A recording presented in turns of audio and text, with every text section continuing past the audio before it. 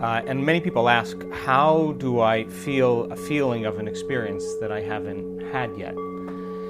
Well, think about this. The number one feeling that we feel when our life begins to change, or we begin to have feedback from our environment that what we're doing inside of us is producing an effect outside of us, the most common emotion that we feel is a love for life, a joy for existence, grateful, a real deep sense of gratitude. Now think about the emotional signature of gratitude. The emotional signature of gratitude means that something has already happened.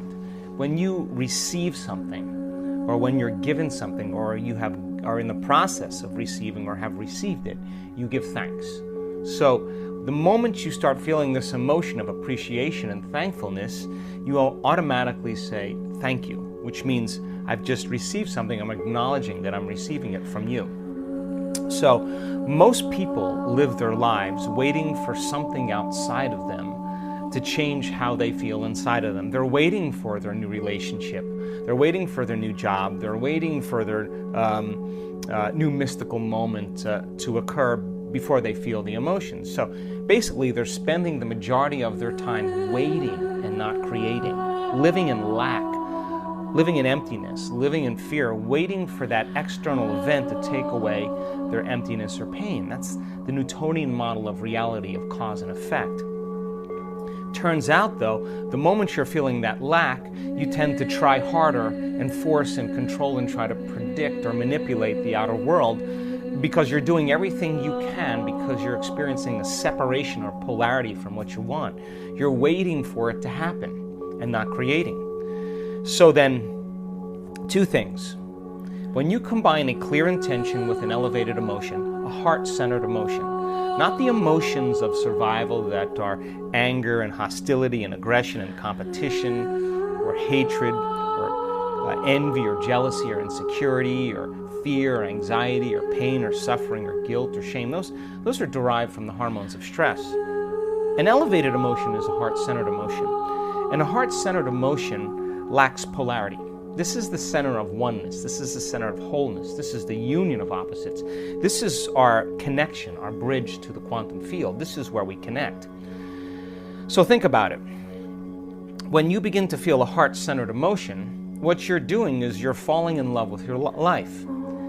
So your body is your unconscious mind. It does not know the difference between an experience that creates an emotion and an emotion that you're creating by thought alone. Your body is believing it's living in that future reality in the present moment. Now think about this.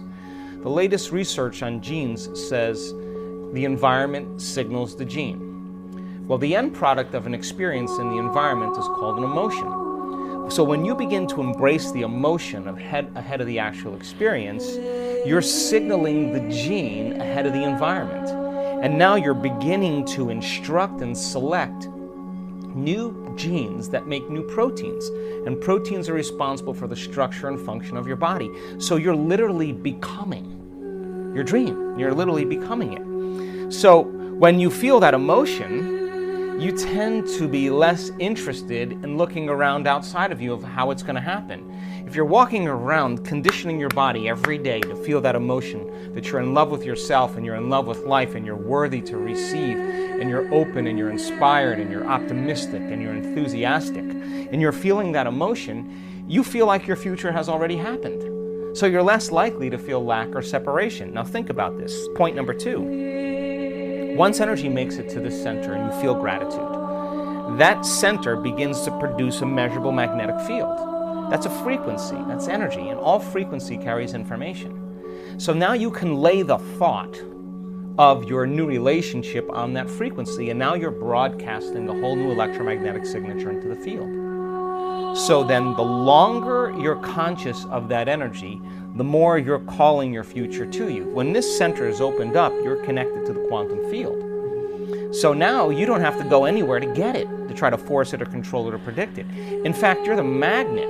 You're collapsing time and space, and the event is being drawn to you, and it comes in synchronicities and serendipities and coincidences, opportunities. Now, the antithesis is also true. The moment you feel angry because you're in traffic, the moment you judge your coworker because all of a sudden they push an emotional button, the moment you feel sorry for yourself, victimized or self-pity, you're now emitting a different energy. In fact, you're back to the energy of your past and you just disconnected from your future. So then people's dreams stay at arm's length from them. So people ask me all the time, well, how come my new relationship hasn't happened? And I tell them the same thing. Take out a piece of paper and write down everything you want in a new relationship and then become that person. Because the question fundamentally is, would you go out with you? So if the answer is you're starting to love yourself so much that you no longer need another person, or you're no longer in lack, then you magnetize an equal. It just happens as a side effect. And it doesn't happen in ways that you can predict. It happens in different ways. So, the emotions of gratitude, appreciation, thankfulness, a love for life, a joy for existence, worthy to receive, inspired and enthusiastic to be alive, looking forward and in excitement and anticipation to the unknown, staying in that energy without analyzing. That's the energy that allows the unknown to begin to occur. So what you're doing is you're teaching your body emotionally what that future feels like. And when you're in a state of gratitude, you're in the perfect state to receive the fruits of your efforts. Well, the whole reason that I decided to change the format has to do with the progression of information and our students' ability to experience deeper levels. I want our students to be able to retreat from their lives for an entire week, a true retreat. And if they can remove the constant stimulation in their external environment that keeps them connected to their same identity long enough to make substantial changes, I think that when they return back to their lives, they'll be in a different state of mind and body. And so what I've seen in the 19 advanced workshops that we've done up until this point is that we've started seeing people the third and fourth day have significant breakthroughs, either in their health or in their attitude or in their life, and they're really just beyond themselves. And then we have to send them back home. And so I thought if we could extend it a few more days, that we can begin to do the miraculous a little bit more consistently. So can you give me your best? Your absolute best the entire day. Go a little further than where you normally go into the unknown. That means if you learn something new, you're going to actually just go for it. Yes or no? All right, I want you to make a deal with the person next to you. You're going to give your absolute best and then some the entire day today. But I do think that 2018 is about these extensive week-long events so that people can deepen their understanding, and I'm pretty excited about it. Yes, and we have such an enthusiastic German community of people, or German-speaking community, and I'm so happy that the last advanced workshop that we did in Bonn, 1,550 people, and boy, we had everybody as one mind, just connected, and the energy was amazing, and the healings and the transformations were spectacular. And again, imagine having a group like that together again, and instead of just going for 4 days, going for 6 or 7 days and seeing what type of effects we could create. So I want to do a lot of new things as well, and I want to bring in a lot of community building things as well, and we're pretty excited about it. So by the time May comes around, we should be really good at this. Right. One of the things that I've learned in the last 5 years is that so much of our programming, so much of our unconscious mind is rooted in the body. And people store traumas, shocks, crisis, past experiences that are strong emotional charges. They store those in the body because every time we remember the experience, we're producing the same chemistry in the brain and body as if it's happening. So the body actually becomes conditioned into the past. And so the body in its resistance is clinging to the known and the familiar, even though we want our future to begin to change. So if you understand then that you can't think greater than how you feel when you're addicted to certain emotions, or when you've been thinking and feeling in the same cycles and feeling and thinking that you condition your body to become the mind of that emotion, then when feelings become the means of thinking, then for the most part people are thinking in the past. So the body is struggling because it's clinging to the known, because it doesn't trust the unknown. And so some people would rather hold on to their suffering or their pain than take a chance in possibility. There's nothing wrong with that. It's just becoming conscious of the process. And so when people begin to do this work, the first thing we teach them is about that elegant, generous present moment. And when you're truly in the present moment and you're totally focused, something amazing happens. You forget that you have a body. You forget about the people in your life. You forget about the things you own, your cell phone, your computer, your car, your home. You forget about where you're sitting, where you need to be, what place you have to go to, and you forget about time in and of itself. You take your attention off of time. And in that moment, you become pure consciousness. Now that is the elegant, generous present moment. And when you are truly in the present moment, that intelligence that lives within you and all around you is always present. It's always paying attention. And that's the moment there's an alignment between the subjective consciousness that's free-willed and the objective consciousness of the quantum field. You're looking right in the mirror. So then, in order for us to heal our bodies, we have to get beyond our bodies. In order for us to change some aspect of our identity or personality, we have to literally forget about ourselves. In order for us to change some problem or condition in our life, we have to forget about our present life and forget about the predictable future or the familiar past. And so you can only talk around this concept. But for a person who struggles with creating joy when they feel so much pain, and that they're working on trying to fake it until they make it, my advice is very simple. Work on getting beyond yourself. Now, there have been so many people in this work that have struggled and analyzed and tried to get beyond themselves and then tried to fake it and did all those things until they finally just followed the instructions and became nobody, no one, no thing, nowhere, and no time. Once you're that pure consciousness, the next question is, as consciousness, can you begin to put your attention on that field? Can you begin to pay attention to it? To begin to become aware of it, to become more aware of it, to experience it, to feel it, to stay connected to it moment after moment after moment. Now, just because you can't see something doesn't mean it doesn't exist.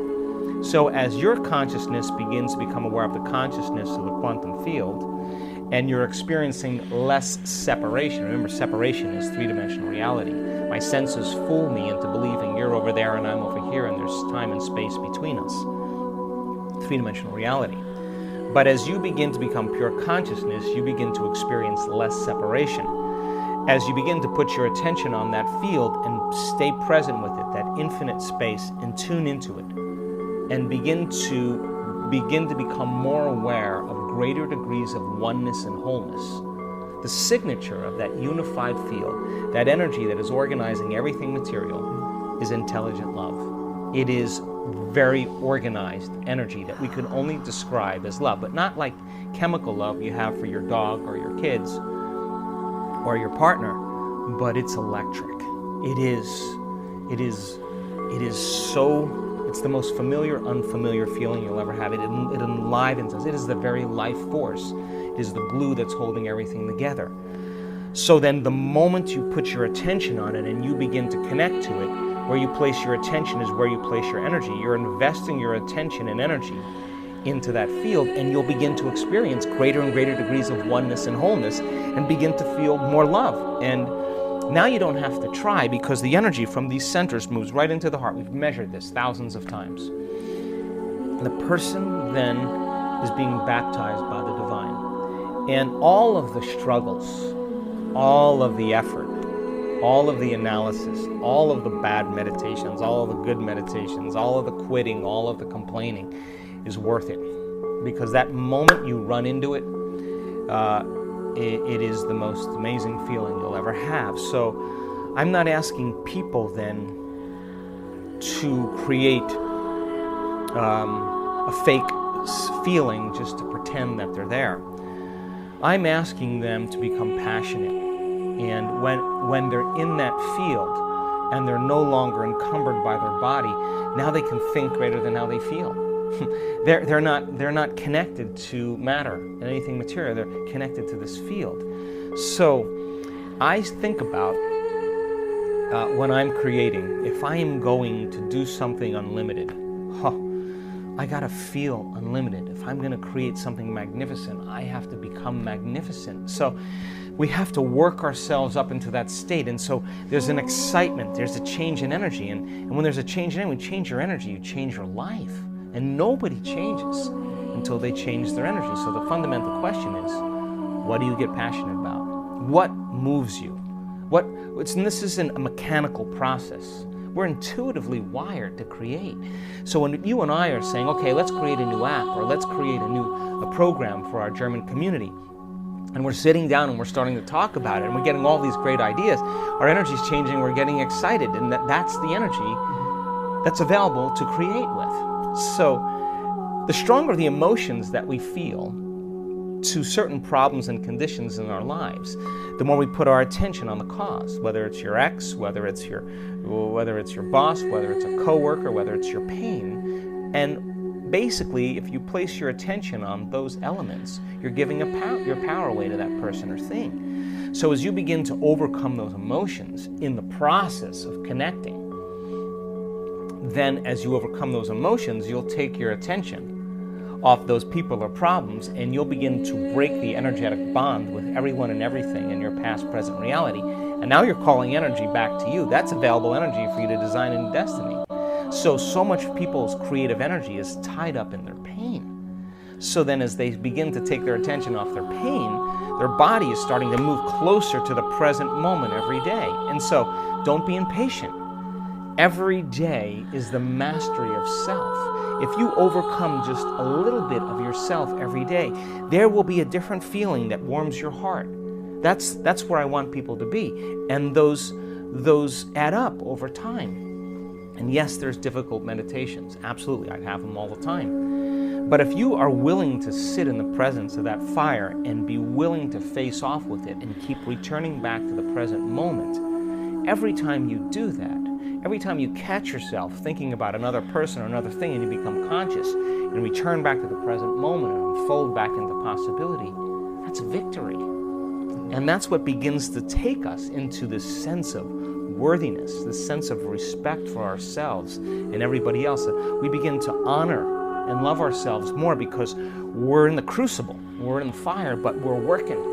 And the body's beginning to shift and change step by step. So then, as you experience greater and greater degrees of oneness and wholeness, and you connect to that field, pay attention, because the moment you connect to that field and all those latent systems switch on, your body is going to get a biological upgrade because you're connecting to the signature of wholeness and oneness. So your body's frequency is going to rise, and so many people come out of their meditation and say, I was scheduled for surgery this week and I have no pain in my body. I don't know what happened. I just got beyond myself. So as you begin to slow your brain waves down, and from beta to alpha and into theta, you begin to connect to your autonomic nervous system. And that autonomic nervous system has one agenda, and that is to create balance, wholeness, and order. And the moment you get beyond yourself, and you're no longer your identity or your pain or your past or your gender or your diet, you're just an awareness. And that intelligence becomes aware that you are no longer in the way. It is going to rush right into the body. And we've seen this on so many brain scans. That autonomic nervous system is going to light up. And now you are going to process a whole new stream of consciousness, and the body is going to get a biological upgrade from the field whose signature is wholeness. And disease is separation, pain is separation. And all of a sudden the field starts interacting on a cellular level. And the person all of a sudden feels different. But getting there every single day is just connecting to that field. And then when you're there, what are you passionate about? If you're passionate about something, just fall in love with the idea that you could be healed and relax and surrender to the field and allow a greater mind to do it for you. Just get out of the way, and every day, keep interacting with the field. Keep connecting with it. Keep practicing, and sooner or later, you'll say what everybody else says. It was so worth the effort.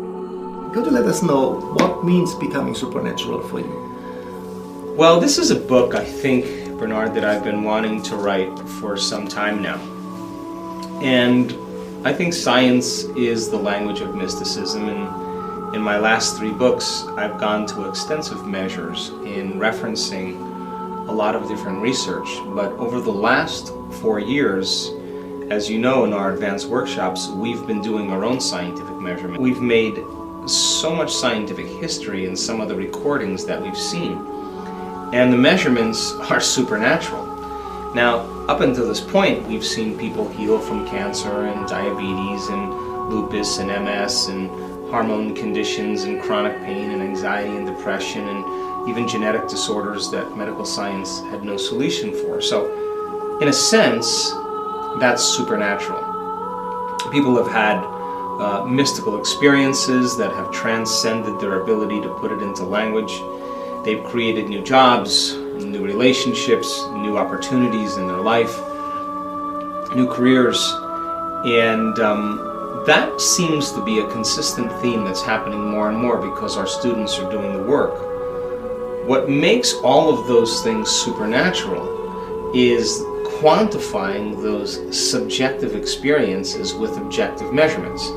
So if you have a mystical moment or you have a healing in your body and you say, I'm better and I'm healed, well, the only way we know that for sure is by measuring it. So if you were to ask me 3 years ago, would we be seeing the type of measurements that we're seeing today? I'd say, well, I hope for it, but I don't know that we will. And we have been seeing this progression of patterns where the brain is producing high amounts of energy. I mean, significant amounts of energy, greater levels of coherence.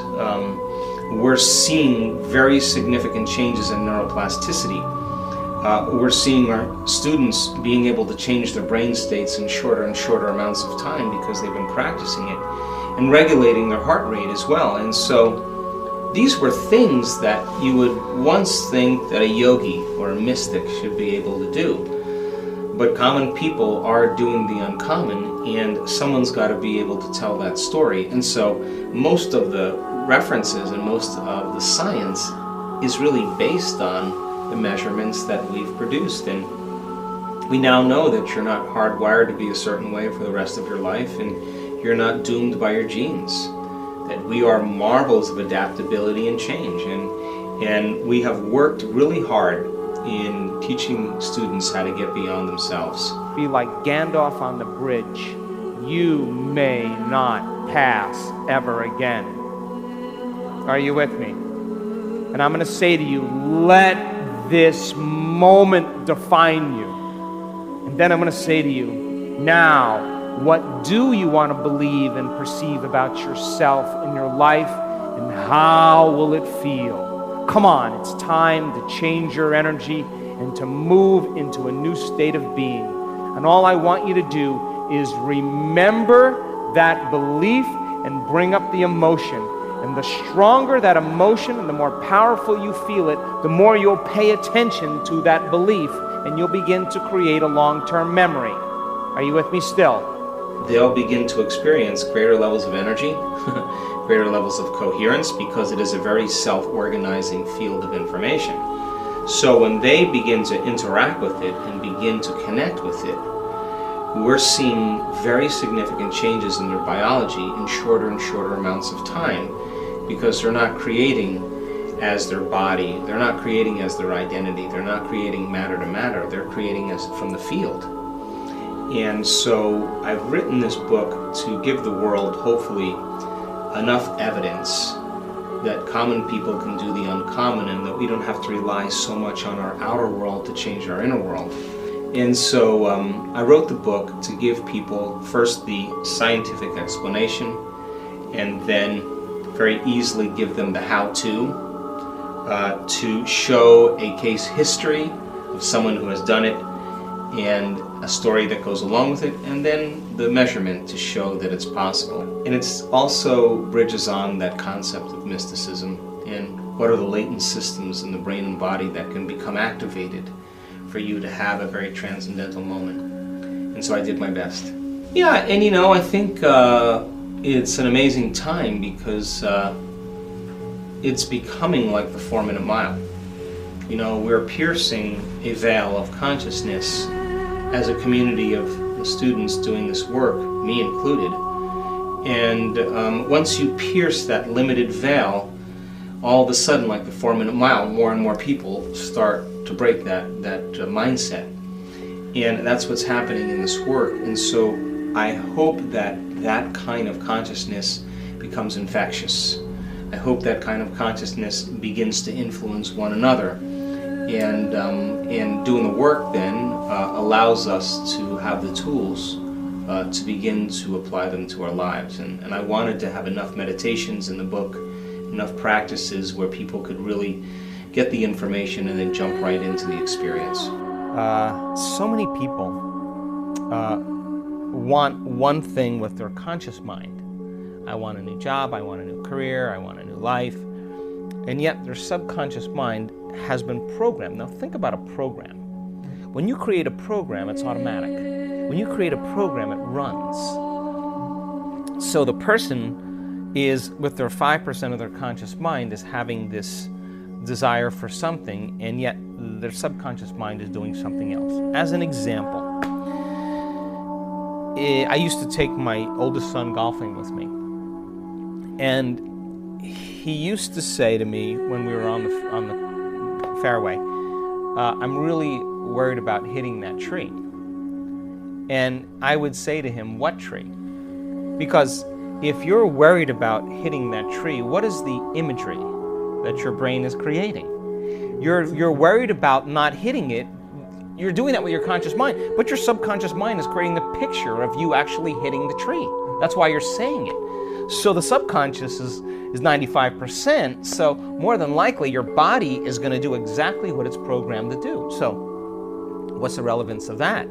Well, people say I want wealth, but they're programmed into being unworthy and lacking, right? So then as they begin to do the meditative work and they start opening their heart, I was just talking to someone yesterday. When you open the center, things are going to sift to the top. All the programs are going to come right up. And when they come up like that, you're going to see why it isn't manifesting in your life. Now, don't see it as like, why is this happening? Did I do something wrong? The subconscious is actually venting. There's a certain period of time in the early mornings where we vent our anxieties. We vent our fears. It's the way the subconscious goes, let's just have this dream and let's just get it over with. So the subconscious is saying, what if you hit the tree? What if you're actually going to hit the tree? You're going to hit the tree because that's exactly the imagery you have when you're trying to create something.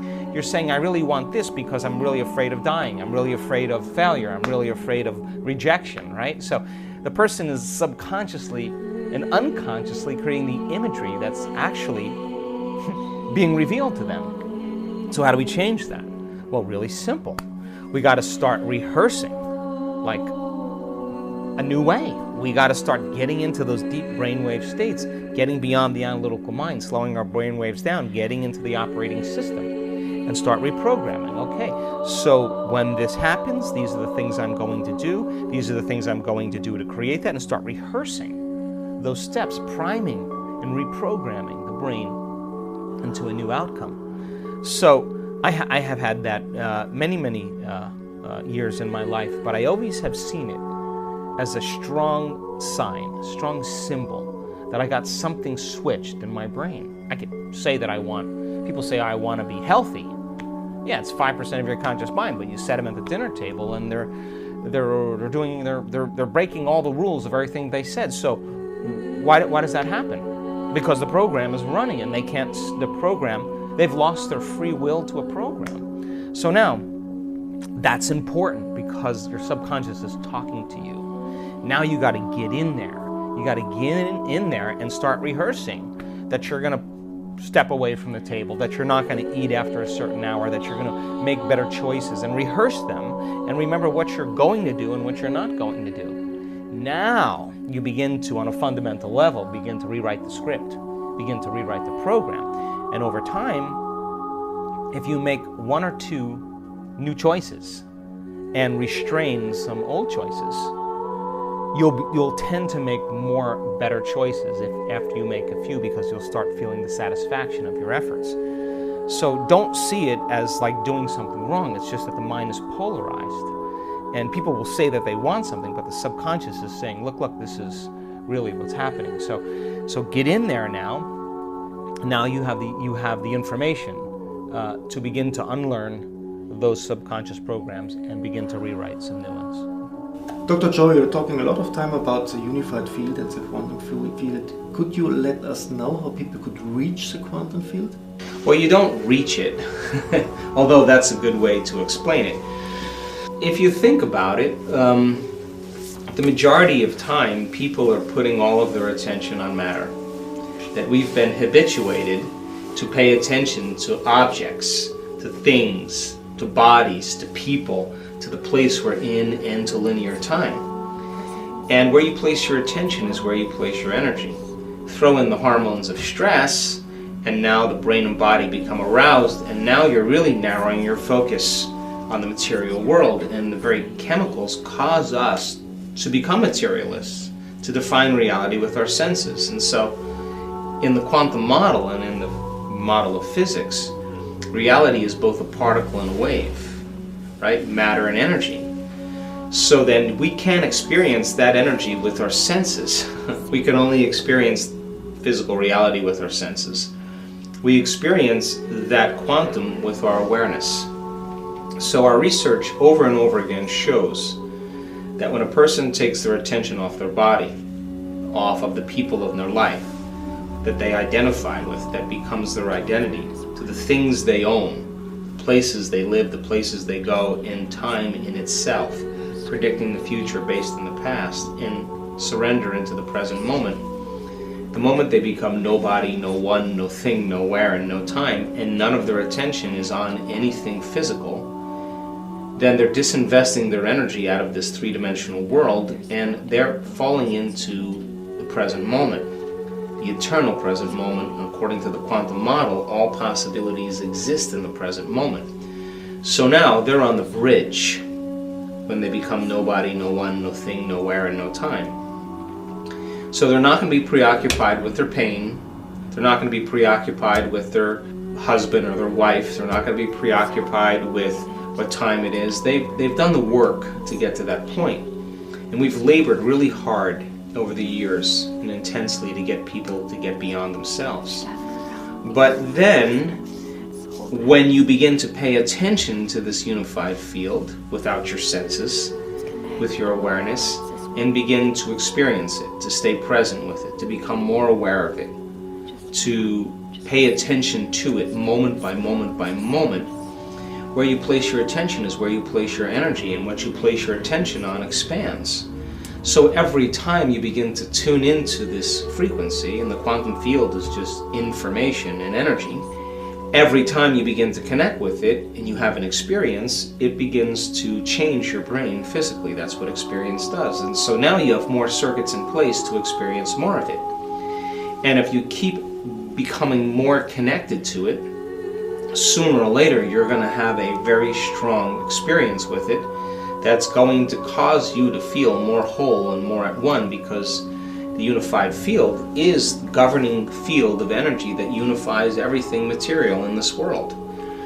And you may say, well, that's theory, but many people have connected to this intelligent love and this loving intelligence, and when they do, not only do they have a biological upgrade in their body, but they're changed very significantly on a very deep level. And the amount of energy that they experience, the emotion of love, the emotion of gratitude, the emotion of grace, the emotion of freedom is so altering inside of them that they're paying attention with all of their mind on what's causing it, and they begin to connect deeper to it. And so you only need one or two of those experiences, and then from that moment forward, that's all you really want. Because no drug, no alcohol, no shopping spree, no gambling, no television show, nothing compares to that moment where you connect to it and you realize that it's always been within you, but you've been looking everywhere else for it except within. And so that intelligence is within us and all around us. It's personal and universal, and our students are very passionate, and I do my best to be able also to explain that in the book. Now, treating with pharmaceuticals or nutraceuticals or treating with external substances to help the body to move back into homeostasis and balance is an assistance, so that the person then can navigate in their life when their stress happens and their body moves out of balance, or they need a substance to keep their blood sugar in order or to keep their brain chemistry balanced. Those are things that the body becomes dependent on. And I always say, please work with a physician and make sure that you're getting regular tests to get feedback to let you know if anything's changing. Now, some people are in denial. I was just talking to a physician this week whose patient's in denial because they're saying, oh, I don't have this condition and I don't want to look at it, and the tests are saying that she obviously does, right? So that's not what I'm talking about. I'm talking about being pragmatic. So if you have diabetes as an example, or you have chronic pain and you've used those drugs to help diminish the pain, your body becomes dependent on that because you're in the same chemical state. So then as you begin to do the work and you begin to change the neurocircuitry, the neurochemistry, the hormones, the energy, and even your genetic expression, as you start changing that, the body goes into flux. There's a reorganization that takes place for a period of time because now you're no longer in the same neurochemical state. So when that occurs, you start noticing that you have new symptoms, or you start noticing that you don't feel well from your medication, or you have an incident, a profound inner event that raises you to a new level of consciousness that you now know on some level you're beginning to heal. We see this all the time. And people say, I don't know what that was, that inner event, that amazing inner experience, that transcendental moment, but something, I felt it in my body. I know my body got a new signal. So now the body's starting to reorganize, right? So when they start to occur, this is where feedback is important. Go to the doctor, and I always say every 3 months. If you're doing the work consistently, look at the measurements. Look at what your measurements are.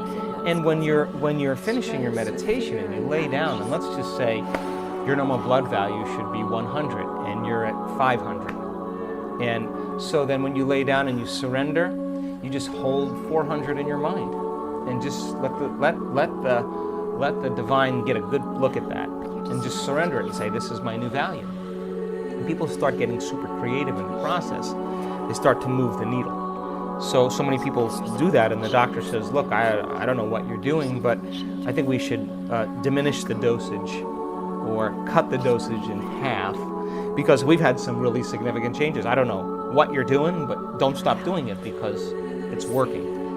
So I'm more concerned with a methodical, practical approach, step by step, for a person to make their way. Now, the moment the body moves out of the past, the moment we begin to interact with the field, the moment there's a biological upgrade, the moment now the person is conditioning their body emotionally into the future and rewiring their brain, and they're moving into a new state of being, when they start noticing a change in their symptoms as well, that's an important feedback mechanism. Like, hey, my pain's gone. Hey, I'm sleeping through the night. Hey, that sore that I've had on my hand that's been there for 3 months is gone. Hey, I'm seeing better. Like, I'm seeing better, or I'm hearing better. But when you get that kind of physiological change, that's just not staying the same every day, because chemistry just kind of keeps us the same. Chronic conditions, treating with chemistry, is keeping us regulated into the same state. So the person is regulating new states. They're self-regulating. And over time, their body starts reorganizing and changing. It makes sense then that if you do that on a regular basis and you start noticing changes in your body, your most immediate feedback, hey, I ate that food and I didn't have any of this or any of that. Something's changing. Now you know, once that occurs, this is the defining moment. Once that occurs, I know it happened to me with my injury. The moment I started noticing changes in my body after 6.5 weeks of hell, of just feeling like I wasn't getting anywhere. The moment I noticed that pain going away and I feel my feet differently, that was it. Then I knew that it was going to make a difference. And it's kind of a funny moment, because the moment that happens, you're no longer dreading it and saying, I can't do this, it's not working, it's too hard, I'm bad. The moment you notice that change, all of a sudden you're like, let's go, I'm going to do it again. Now you're looking forward to do it. It's no longer torture. You're just like, your energy's changed, right? That's all you need. So I've learned then to actually create that state before I start noticing those changes, because my body's going, what's going on? He's acting as if he's healed. He's walking as if it's already happened. So then, every single question here that I've gotten, people need to really come to one of our week-long events, because they need to learn the walking meditation. They need to take their body for a walk and take it out of the past. They got to do that standing meditation so that in their waking day, they're not back to the old programs again. They're walking. It's a new habit. They're walking as it. They're talking as it. They're feeling it. They're thinking as it. They've practiced becoming it. So as you overcome every single day, in time you become somebody else. So our week-longs are a great way for people to practice sitting as it, walking as it, standing as it, lying down as it. They have the opportunity to literally change the habit. And when we're unhappy, we walk a certain way. And when we're feeling sorry for ourselves, our posture changes, and our body changes, and our chemistry changes. And so the moment somebody starts taking on a new energy, and they practice that for 2 weeks, they're going to walk from their car to their office. They're going to be walking as their future self, and their body's going to have to catch up sooner or later. And when it does, all of a sudden they'll say what a lot of people say, I know I'm healed. I know it. How do you know? I just know. I'll do the test, but I already know I'm healed. You see that all the time. Talking about the pineal gland, and you're also offering a pineal gland meditation. What does it mean if you activate your pineal gland? Well, the pineal gland has always been called the third eye. I call it the first eye. And the pineal gland is responsible for picking up visible light, the wavelength of light that comes from the sun. The moment you wake up in the morning and your eye perceives light, it sends a signal to the optic nerve. The optic nerve sends a signal to the nucleus in the brain. The nucleus in the brain sends a signal to a sympathetic chain that begins to activate the pineal gland to make serotonin. And serotonin then wakes you up in the morning and makes you feel good and gets you going. When there's less light, and as it gets dark, the inhibition of light begins to take the pineal gland and activate it to make a chemical called melatonin. And melatonin makes us sleepy at night, and we dream. And melatonin restores the body, and it's an antioxidant, and it makes us sleepy, and it relaxes us. When the pineal gland becomes activated, and we do a specific breath to pull the mind out of the body and begin to liberate energy that's stored in the body, and when this energy begins to move by the act of doing this breath, and you begin to inhale and you begin to accelerate the cerebrospinal fluid, the act of accelerating that cerebrospinal fluid begins to create a circular inductance field, and all of a sudden, when enough of that fluid starts to move, all of a sudden, all that energy from these first three centers goes which way? And all of a sudden, you start drawing energy up into the brain, and when you do it properly, there comes a moment where the sympathetic nervous system switches on. And the moment that sympathetic nervous system switches on, all the energy you use to make a baby, all that life force, all the energy you use to digest a meal, all the energy that you use to run from a predator, instead of it being released out, is released up.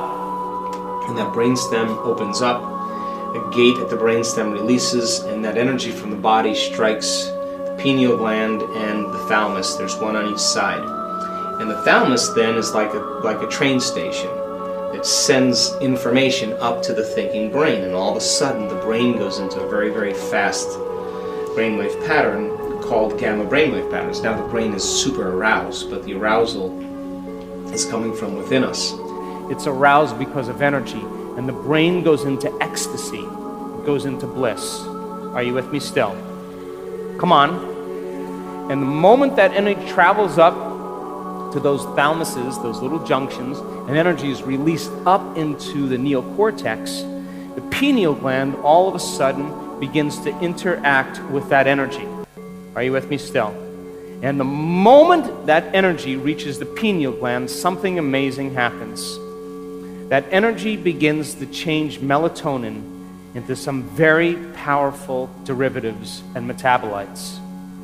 Now, melatonin is already an antioxidant, but the moment this energy strikes the pineal gland upgrades melatonin into two of the most powerful antioxidants known to man: anti-cancer, anti-aging, anti-heart disease, anti-stroke, antimicrobial, anti-inflammatory, anti-neurodegenerative.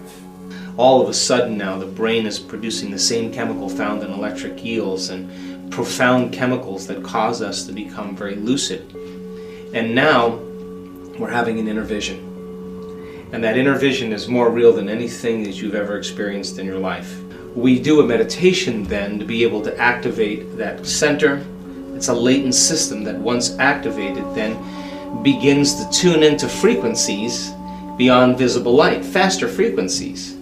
And now the eye is no longer perceiving visible light, but this little antenna in the brain with tiny little crystals in it that begin to pulsate, all of a sudden picks up frequencies beyond visible light. And now the faster the frequency, it gives melatonin a biological upgrade. And now all of a sudden you're not just dreaming, you're really dreaming. You're not just relaxed, you're really relaxed. And all of a sudden the body starts to restore itself and it goes into stasis, and of course one of those experiences, and you can never be the same person again. So there's a meditation that we've done in the advanced workshops where we practice in activating the center, and then we move in to activating it with our awareness. And when people begin to open this center up, that's when they start having those profound moments. The body that has become the mind is so afraid to step into the unknown. And it'll do everything it can to distract us. You get an itch, you get a pain, you get gas, you get a headache, you get nauseous. This is all the body going, no. The last time you stepped out into the unknown, it didn't go very well. You got betrayed, you got manipulated, you got taken. You felt a lot of pain. So it's just like, on my ranch, the stallions are in these big paddocks. And when I first had my stallions, I wouldn't put any hot lines around there. And, they could smell the mares up on the top of the property, and they would literally run right through the wooden fences, just like these big animals just breaking through and running up the hill. Well, they're just, nature was calling, But you put a hot line on there, and they hit that hot line a few times, you can walk them right up to that hot line and they will not go any further. That's conditioned. You notice a change in your internal state, you become awake and aware, and you pay attention to what caused it, and you narrow your focus on that line. Do it a few times, and you take a stallion, you try to move that stallion past that point, and they will not move. You can get 5 guys to push them, and they'll push them all backwards. They've been conditioned into the box, right? So that's what pain does for us, right? You're like, oh, I don't want that to happen again. So the body is already programmed to make sure that it doesn't. So you start taking the person out of their comfort zone, out of the known, and the body's going, well, I don't know if I want to do this, and it does all those things. Follow the instructions. Take your attention off your body, and every time your body starts doing that, settle it down into the present moment and say, I'm going to let you sleep later. I'm going to let you eat later. You can drink coffee later. You can open your eyes and take a shower later. You can lay down. You can do whatever. But right now, you're no longer the mind. I'm the mind. And every time it does that, you settle it back down into the present moment and you unfold back into possibility. You're training that horse. You're retraining the horse and telling it it's no longer the mind, that you're the mind. And just like training any animal, sooner or later, it's going to realize that your will is greater than the program. And it's going to finally surrender. And when it does, there's always a liberation of energy. And everybody always says the same thing. I'm so glad I stuck with it. It was so worth it. I pushed myself further than I thought I can go. And every time you push yourself further than where you think you could go, you're in the unknown. So the moment you scratch your head, you're back in the known. The moment you start yawning, your body's going, oh, I don't want to do this. But hey, listen, if you're going to have a date with the divine, and you're showing up yawning and scratching and disinterested, you don't even believe it exists. If you knew that divine was a loving intelligence, and that it is the very fabric of everything material, and that it's been present the whole entire time, and you got to meet it with the same energy. Your mind has to match its mind. Your love for life has to match its love for life.